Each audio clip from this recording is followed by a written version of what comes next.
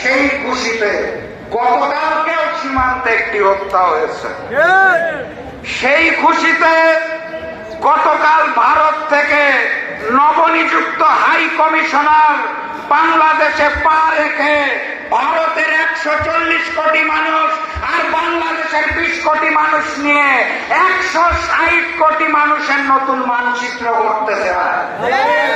নতুন high commissioner একই আকাশ, একই বাতাস, একই সীমান্তের গল্প শোনাতে চায়।